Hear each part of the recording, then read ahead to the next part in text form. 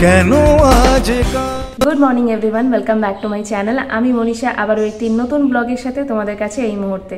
आशा करछि तोमरा बसंतेर रेश काटिये सबाई एई मुहूर्ते एकटा व्यस्ततार दिन काटाচ্ছো। तबे आमार ना कोनो मतेई सेई रेशटा काटছে ना, সেই জন্য এখন এক কাপ চা হাতে বসে পড়েছি। আর আজকে তো একটা স্পেশাল দিন আমাদের কাছে, জানি না তোমরা কেমন রেসপন্স দেবে, কারণ আমাদের কালকে মানে আমাদের মানে দুই স্বামী স্ত্রী বলা চলে তোমাদের দাদা ভাইয়েরই অনেকটা কন্ট্রিবিউশন এখানে। তো আমাদের প্রচেষ্টাতে একটা ছোট্ট মিউজিক ভিডিও করার চেষ্টা করেছি সামান্য একটা মেসেজের মাধ্যমে, যে ভিডিওটা শেষে একটা মেসেজও রয়েছে। আশা করছি তোমাদের সবার ভালো রেসপন্স পাবো। তো দেখা যাক কি হয়, চেষ্টা করতে করতেই মানুষ একদিন সফলতা পায়। তো আমরা আমাদের চেষ্টাটা শুরু করে দিয়েছি।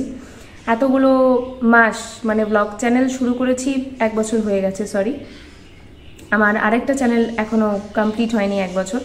তো ব্লগ চ্যানেলের পেছনে এবার থেকে আমরা খাটনি দিয়ে পরিশ্রম দিয়ে আর কি সমস্ত কিছু করার চেষ্টা করব। সেই প্রচেষ্টায় আর কি আমরা এখন থেকে নেমে পড়লাম, কারণ তোমরা জানোই একা হাতে সবটা করা সম্ভব নয়, স্বামী স্ত্রীর যৌথ প্রচেষ্টাতেই সমস্ত কিছু। তো ও আর আমি দুজনে মিলে একটা ছোট্ট প্রয়াস করেছি। আমি জানি না তোমরা এতক্ষণে কি রেসপন্স দিয়েছো সেখানে, কারণ এটা তো আমি তারপরের দিনের জন্য শ্যুট করছি, সেই কারণে দেখা যাক কি হয় না হয়, সবটা উপরওয়ালার উপরে। চেষ্টা করতে ক্ষতি নেই, চেষ্টাতেই সমস্তটা। তো আমাদের নতুন একটা চেষ্টা কেমন রেসপন্স পায় সেটা দেখি। আর এখন আমি 1 কাপ চা এনজয় করি।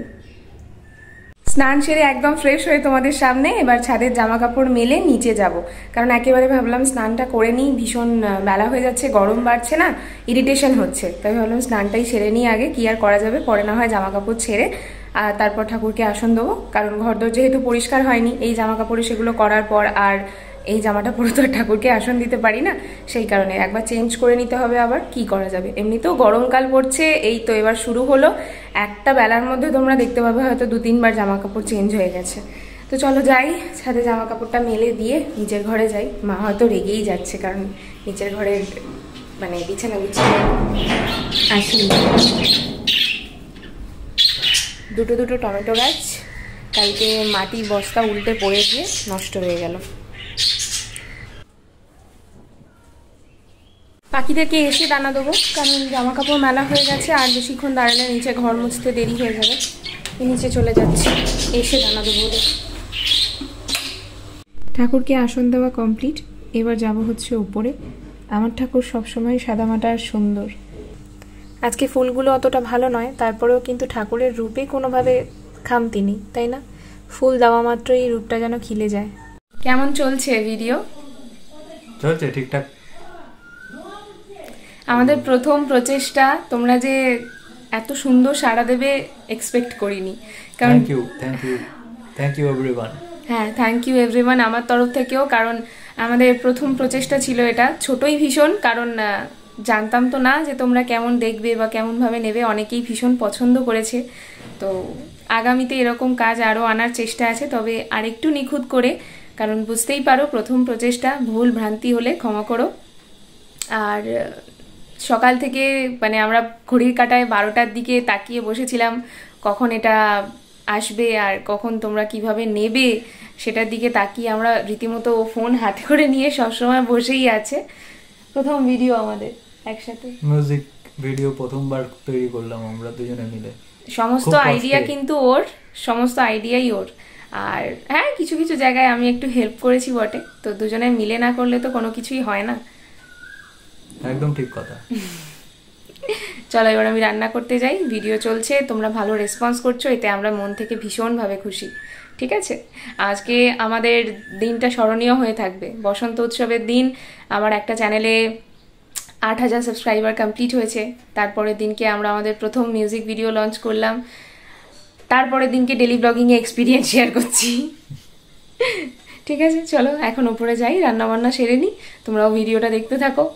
নিচে থেকে বাজার হাট নিয়ে ওপরে চলে এসেছি আর বসিয়ে দিয়েছি হচ্ছে খিচুড়ি। হ্যাঁ, শুনতে অবাক লাগছে হয়তো, কিন্তু আমি আজকে খিচুড়িই খাবো, কারণ নিচে হচ্ছে তোমার দাদা ভাইয়ের জন্য মাংস, আর আমি তো মাংস খাবো না, সেই কারণে আমি আমার জন্য একটু খিচুড়ি বসিয়ে দিলাম। আর তোমাদের দাদা ভাইও বলছিল সেদিনের পেঁয়াজ আদা রসুন দিয়ে যে তুমি করেছিলে খুব সুন্দর খেতে হয়েছিল, আর একটু বানাও না। তো আমি বললাম ঠিক আছে, তাহলে ওইটুকু তো আর বানানো যায় না, আমিও আজকে দুপুরে লাঞ্চ করে নিই, তাহলে বানানোও হয়ে যাবে আর ওর একটু লাগে হাত টেস্টও হয়ে যাবে। সেদিন বাবার শরীরটা খারাপ ছিল, সেই জন্য বাবাকে দিতে পারিনি। সেদিন বলতে আমি রবিবারের কথা বলছি, রবিবার আমি খিচুড়ি বানিয়েছিলাম, তবে রবিবারের ব্লগ যেহেতু তোমাদের সাথে শেয়ার করিনি তাই তোমরা জানোও না। আমি বসিয়ে দিয়েছি চাল ডালটা, 3 রকম ডাল দিয়ে বসিয়েছি।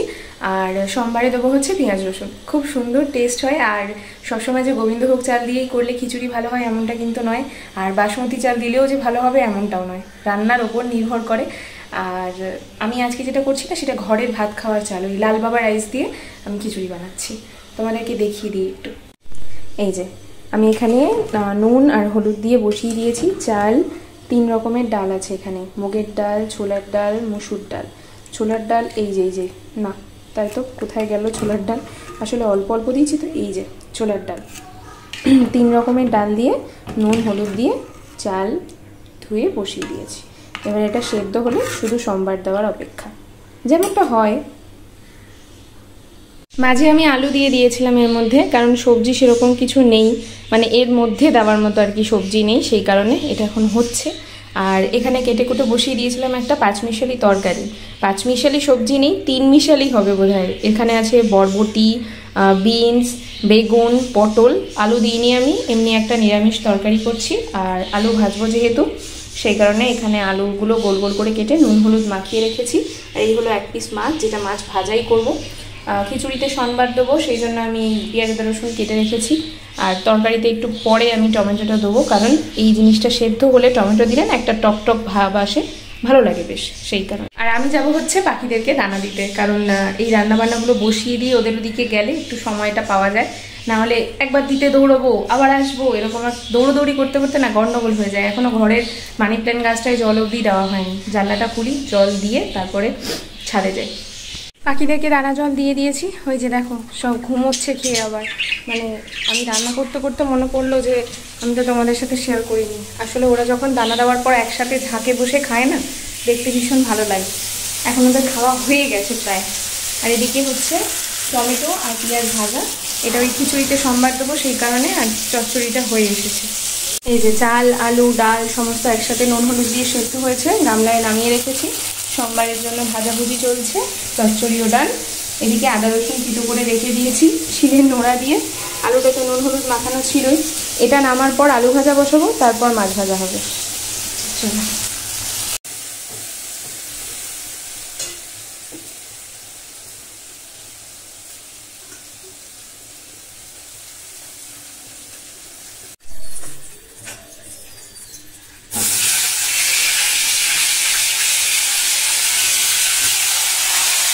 সমস্ত কাজ মোটামুটি শেষ, কারণ খিচুড়ি ওদিকে নামিয়ে ফেলেছি, তোমরা দেখতেই পেয়েছিলে। তার সাথে তরকারি, আলু ভাজা, মাছ ভাজাও হয়ে এসেছে।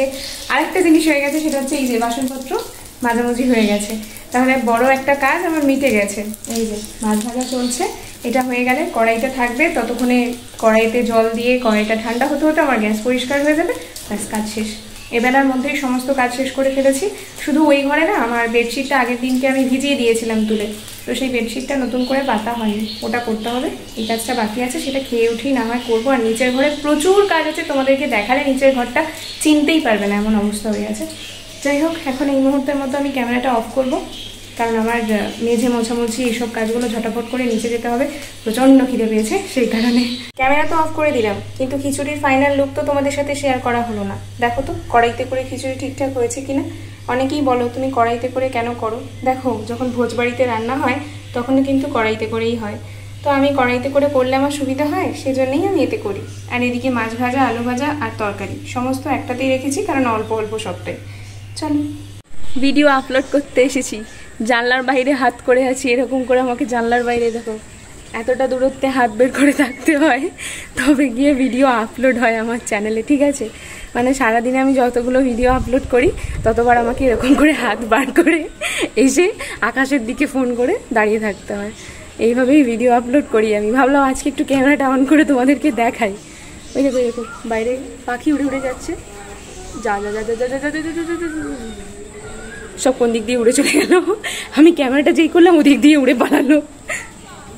চলো ভিডিওটা আপলোড করে নিই, নাহলে প্রসেসরে চাপ পড়বে ক্যামেরা অন থাকলে। আজকে আর ভিডিওটা শেষ করতে পারলাম না, তবে এর কারণটা তোমরা কালকে অবশ্যই ভিডিওতে জানতে পারবে। সরি বন্ধুরা, আজকের মতো ভিডিওটা এখানে শেষ করছি। ভালো লাগলে do like, comment, share, subscribe our channel. Tata.